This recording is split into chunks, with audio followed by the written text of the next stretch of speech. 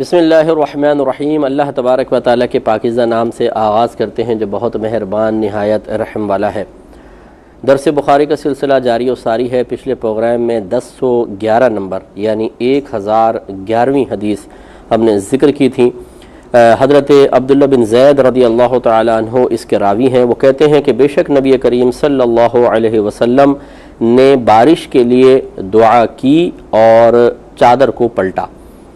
تو یہ اس پر ہمارا کلام ہو رہا تھا کہ یہ چادر پلٹنے میں حکمت یہ تھی کہ جیسے چادر کے اندرونی حصے کو باہر کر دیا جائے اور جو اوپر کا حصہ تھا اس کو اندر کی طرف کر دیا جائے، تو یہ گویا کہ ایک چادر کی حالت کو بدل دیا، اس کی حیت کو بدل دیا۔ اس سے پھر نیک فال لیا گیا کہ اسی طریقے سے موسم کی حالت بھی بدل جائے، قحط سے بارشیں شروع ہو جائیں اور جو خشک سالی ہے تو سبزہ ہو جائے۔ تو اس لیے اس چادر سے نیک فال لیتے ہوئے نبی کریم صلی اللہ علیہ وسلم نے اس طرح معاملات کیے ہیں۔ تو اس پر ہم یہ عرض کر رہے تھے کہ بدشگونی یا کسی شے سے نحوست کا تصور لینا یا اس کو منحوس قرار دینا، یہ نبی کریم صلی اللہ علیہ وسلم کی تعلیمات کے خلاف ہے۔ ہاں، اگر کوئی اچھا شگون لینا ہو تو اس کی گنجائش ہے۔ مثال کے طور پر ایک شخص آپ کے گھر میں آتا ہے، اگر خدا نخواستہ یوں کہے کہ یار یہ کہاں سے آ گیا، یہ تو اس کے قدم ہی بڑے منحوس ہیں، اور بعض تو معاذ اللہ شکل کو کہہ دیتے ہیں تو اس کی شکل ہی بڑی منحوس ہے، جب آتا ہے نقصان ہو جاتا ہے۔ تو یہ شرعاً بالکل ناجائز اور سخت منع ہے، اور اگر اس شخص نے اس بات کو سن لیا ہے اور اس کی دل آزاری ہوئی ہے تو یہ سخت حرام بھی ہے، کیونکہ آپ نے کسی کی دل آزاری کی ہے۔ اس کے برعکس اگر کوئی جیسے نیک آدمی آپ کے گھر میں آ گیا اور آپ نے کہا یار یہ نیک آدمی آ گیا ہے، اب لگتا ہے اللہ کی خصوصی رحمت نازل ہوگی، یا دکان میں جیسے کوئی نیک آدمی آ جاتا ہے تو آپ یہ حسن ظن قائم کریں کہ اس کے مبارک قدم آ گئے، اب اس کی برکت سے اللہ تعالی ہمیں مزید عطا فرمائے گا، اس کی کوئی ممانعت نہیں ہے۔ یہ مطلب بارہا ثابت ہے قرآن سے بھی حدیثوں سے بھی، اپنے وقت پہ انشاءاللہ ہم اس کو بیان کریں گے، لیکن اس کی اجازت ہوتی ہے، جیسے کہ یہاں پر بھی نبی کریم صلی اللہ علیہ وسلم نیک فال لے رہے ہیں۔ اس سے ذرا ہمارے وہ بھائی اور بہنیں ذرا درس حاصل کریں جو دقیانوسی پن سے بغیر دلیل کے کچھ چیزوں کو منحوس قرار دے دیتے ہیں۔ جی الو منحوس ہے مثال کے طور پر، یہ ہماری بھابھی منحوس ہے، یہ پھپھی منحوس ہے، فلاں منحوس ہے، یا مطلب بہو جو آ گئی ہے گھر کے اندر یہ منحوس ہے۔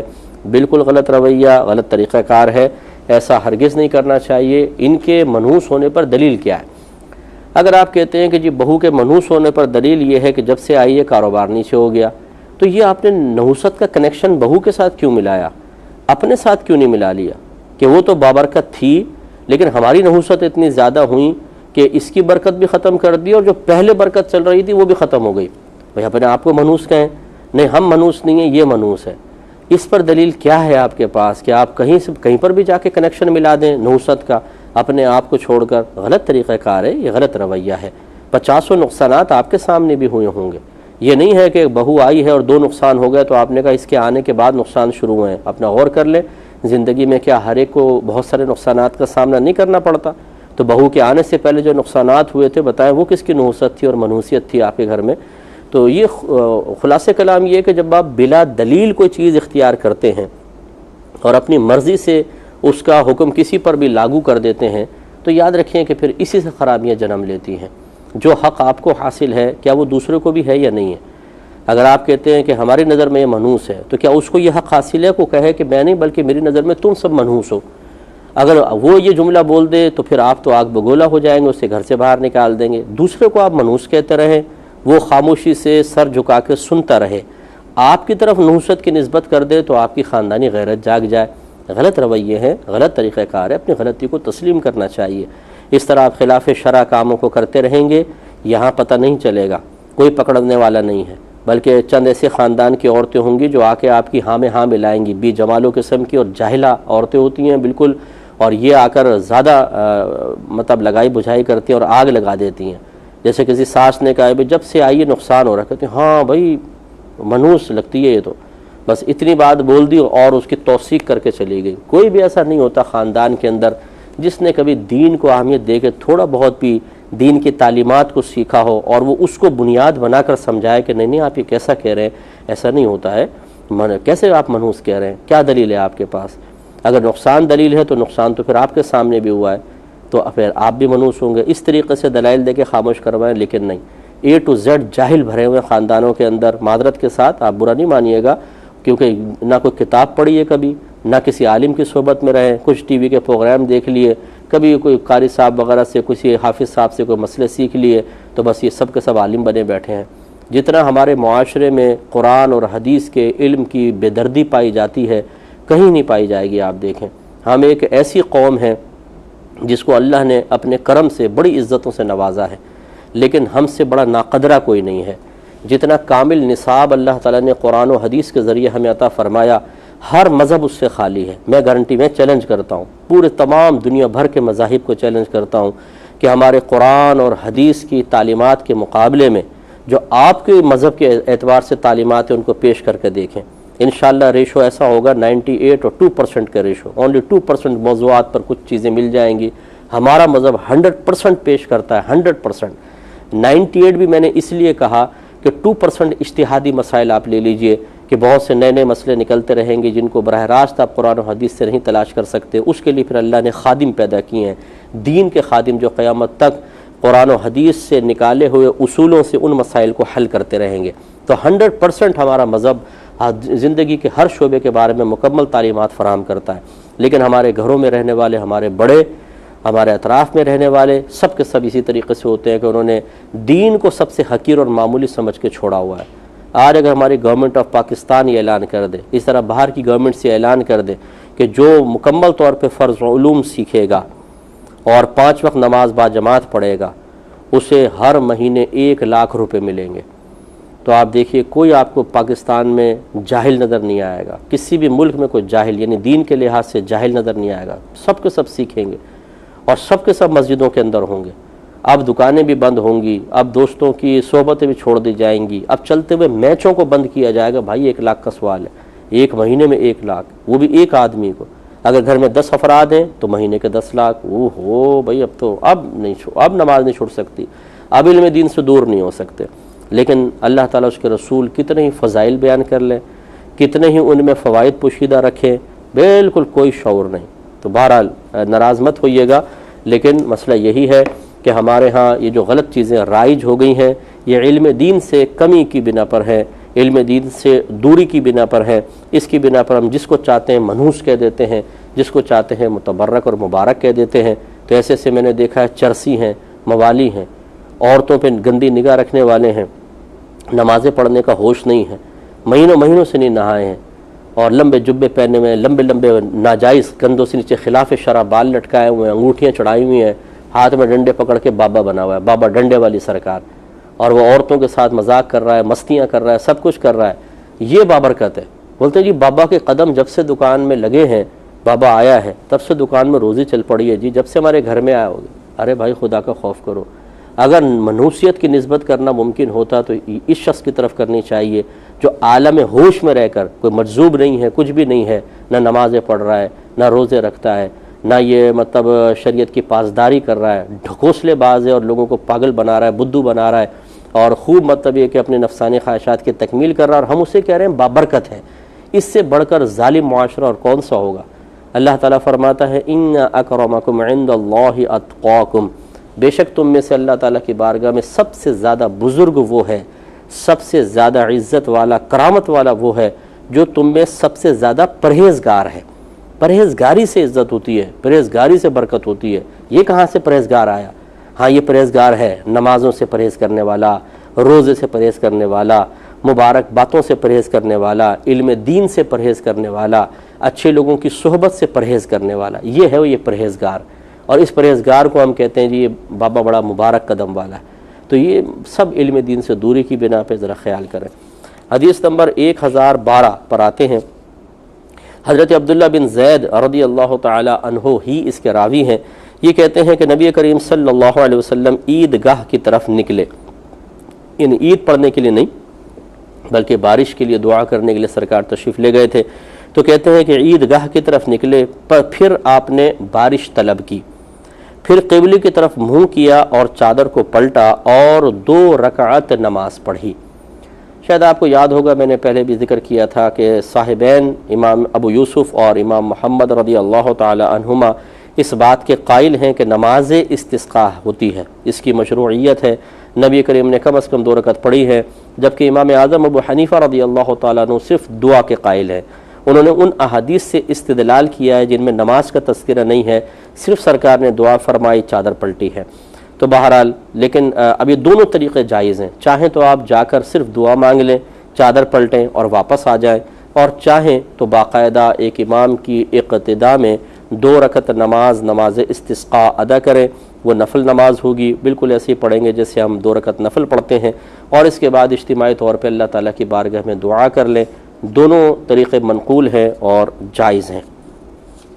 تو لہٰذا خلاصہ کلام یہ ہے کہ اس طریقے سے کرنا شرعاً جائز ہے۔ اس پر ایک روایت میں آپ کو عرض کر دیتا ہوں، یہ سنن ابو داؤد حدیث نمبر 1165، سنن ترمذی حدیث نمبر 558، سنن نسائی حدیث نمبر 1520، سنن ابن ماجہ حدیث نمبر 1266، اور مسند امام احمد بن حنبل حدیث صفحہ نمبر 230 پر یہ حدیث موجود ہے کہ حضرت ابن عباس رضی اللہ تعالی عنہما نے نبی کریم صلی اللہ علیہ وسلم کی نماز استسقاء کے متعلق بتاتے ہوئے ارشاد فرمایا کہ نبی کریم صلی اللہ علیہ وسلم گھر کے کام کاج کے کپڑے پہنے ہوئے عاجزی اور گڑ گڑا کر دعا کرتے ہوئے گھر سے نکلے، حتیٰ کہ عیدگاہ پر آئے، پھر ممبر پر جلوہ افروز ہوئے اور تمہارے اس خطبے کی طرح خطبہ نہیں دیا، لیکن آپ مسلسل دعا کرتے رہے۔ یعنی ممبر پہ بیٹھنے کا مقصد خطبہ دینا نہیں تھا، بلکہ آپ بیٹھ کے آپ نے دعا شروع کی، اور کہتے ہیں گڑ گڑا کر دعا کرتے رہے اور تکبیر پڑھتے رہے، پھر اس طرح 2 رکعت نماز پڑھائی جس طرح نماز عید پڑھائی جاتی ہے، جیسے نماز عید پڑھائی جاتی۔ اب اس میں یا تو تکبیرات کا کہنے کا مقصد ہے کہ جیسے تکبیرات کے ساتھ عید کی نماز پڑھائی جاتی ہے، یا یہ کہ 2 رکعت نماز۔ تو بہرحال 2 رکعت نماز نبی کریم صلی اللہ علیہ وسلم سے ثابت ہے، اور صحیح مسلم کی حدیث نمبر 958 اور سنن ابو داؤد حدیث نمبر 1171 میں حضرت انس بن مالک رضی اللہ تعالیٰ عنہ سے روایت ہے، بیان کرتے ہیں کہ نبی کریم صلی اللہ علیہ وسلم اس طرح بارش کی دعا کرتے تھے، پھر انہوں نے ہاتھ بلند کیے اور اپنی ہتھیلیوں کو زمین کی جانب رکھا، یوں نہیں بلکہ ایسے کیا، حتیٰ کہ میں نے آپ کے بغلوں کی سفیدی ملاحظہ کی۔ یعنی اتنا اونچے سرکار نے ہاتھ کیے، شاید جبہ زیادہ بڑا ہوگا تو بغلوں کی سفیدی ظاہر ہوئی، یا کہنے کا مقصد یہ ہے کہ نبی کریم صلی اللہ علیہ وسلم نے اتنے اونچے ہاتھ کیے کہ اگر آپ کے قمیض مبارکہ نہ ہوتی تو بغلوں کی سفیدی ظاہر ہو جاتی۔ اس روایت سے دیکھیں دعا کرنا ثابت ہوا۔ اور بھی کئی روایات ہیں تو ہم آگے چلتے ہیں۔ بس یہ خلاصہ یاد رکھیے کہ بارش طلب کرنے کے لیے یہ طریقہ کار نہیں ہے کہ ہم اپنے پاس سے کوئی الٹے سیدھے طریقے نکال لیں، اور جو مطلب ہے کہ کہیں باہر ملکوں سے منقول ہوں، کوئی بھی الٹی سیدھی حرکتیں، جیسے آج کل یہ موم بتیاں روشن کرنے کا، یہ موم بتی روشن کی ہے فلاں کی موت پر۔ ارے بھائی کچھ خدا کا خوف کرو، موم بتی روشن کرنے سے کیا فائدہ ہوگا؟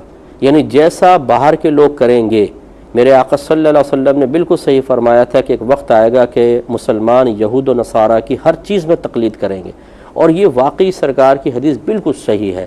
وہ اگر مطلب بس میں کچھ کہتا نہیں ہوں، وہ اگر مطلب ناک کے بل چلنا شروع کر دے گا نا تو مسلمان کہے گا اس میں بھی ایک غصن ہے، وہ بھی ناک کے بل چلنے کی کوشش کرے گا۔ تو یہ ہماری حالت ہے۔ بھئی موم بتی جلانے کا کیا فائدہ؟ میں اس کو ناجائز حرام نہیں کہہ رہا ہوں، ہمارا مذہبی طریقہ یہ ہے کہ کسی کا وصال ہو جائے تو آپ اس کے لیے دعائے بخشش و مغفرت کریں، اس کی قبر پر حاضر ہوں، کہ اگر کوئی قریبی لوگ قبر پر آتے ہیں تو میرے آقا صلی اللہ علیہ وسلم نے ارشاد فرمایا کہ مردہ اس سے انس محسوس کرتا ہے، اسے سکون ملتا ہے۔ تو قبر پر آئیں، قرآن پاک وغیرہ پڑھیں، اذکار کریں اور دعائے بخشش و مغفرت کریں۔ اس کے علاوہ ایصال ثواب کی تعلیم ہے، ہمارا مذہب کہتا ہے کہ ایصال ثواب کریں۔ آپ جو فوت ہو گیا اس کے لیے کوئی ثواب جاریہ کر لیں، اس کے نام کے عالم بنا دیں، اس کے نام کی کتابیں دے دیں، مسجدیں بنا دیں، اس کے لیے کچھ سبیل وغیرہ لگا دیں تاکہ اس کو ثواب جاریہ اس کے لیے ہوتا رہے۔ یہ ہے ہمارے اسلامی طریقہ کار۔ یہ بالکل کوئی مطلب بیکار ہے یہ طریقہ کہ آ کے آپ جی کیا کر رہے ہیں، موم بتیاں جلا رہے ہیں فلاں کی موت پر۔ یا اسی طرح 1 منٹ کی خاموشی، مجھے بڑی حیرت ہوتی ہے یار، 1 منٹ کی خاموشی یا 2 منٹ کی خاموشی سے کیا فائدہ؟ یہ مقام خاموش رہنے کا نہیں ہے، بلکہ میں آپ کو مشورہ دیتا ہوں کہ آپ 1 منٹ خاموش نہ رہیں، 1 منٹ تک درود شریف پڑھیں۔ 1 منٹ کے اندر مجھے یقین ہے اگر آپ صلی اللہ علیہ وسلم کہیں گے تو شاید یہ 30-40 ہو جائیں گے۔ اور ہر درود شریف کے اوپر 10 نیکیاں ملتی ہیں، 10 گناہ معاف ہوتے ہیں، 10 درجات بلند ہوتے ہیں، 10 غلام آزاد کرنے کا ثواب ملتا ہے، اور اللہ تبارک و تعالیٰ کی 10 رحمتیں نازل ہوتی ہیں۔ اب اگر آپ نے بالفرض 1 منٹ میں 30 دفعہ پڑھا، آپ ملٹیپلائی کر کے دیکھ لیں کتنا ہوا، یہ سارا کا سارا اس کو ایصال ثواب کر دیں، تو مردہ بھی کہے گا کہ زندہ باد، اللہ تعالیٰ تمہیں جزائے خیر عطا فرمائے۔ اب آپ کھڑے ہو گئے 1 منٹ میں خاموش رہو، فلاں مر گیا، کیا فائدہ ہوگا خاموشی سے؟ مردہ کہے گا بھئی تمہاری خاموشی کا مجھے کیا فائدہ ہے؟ اگر آپ کہیں کہ جی یہ اس کے احترام کے لیے ہے، تو خاموشی میں احترام کا پہلو آپ نے کہاں سے نکال لیا؟ کیونکہ ہم تعلیم شرع پہ چلتے ہیں، قرآن دیکھیے، حدیث دیکھیے، کیا کہیں پر ہے ایسا کہ خاموش ہو جاؤ 1 منٹ کے لیے؟ نہیں، بلکہ ہمیں بولنے کا حکم ہے۔ جہاں خاموش ہونا ہوتا ہے وہاں نہیں ہوں گے، پٹ پٹ پٹ پٹ زبان چلتی رہے گی، غیبتیں کریں گے، چغلیاں کریں گے، ٹانگیں کھینچیں گے، دوسرے کی برائیاں کریں گے، وہاں زبان تیز تیز چلے گی۔ جہاں شریعت چاہتی ہے کہ آپ کچھ بولیں، دعائے بخشش و مغفرت کریں، ایصال ثواب کے لیے کلمات ذکر کریں، وہاں خاموش ہو جاؤ۔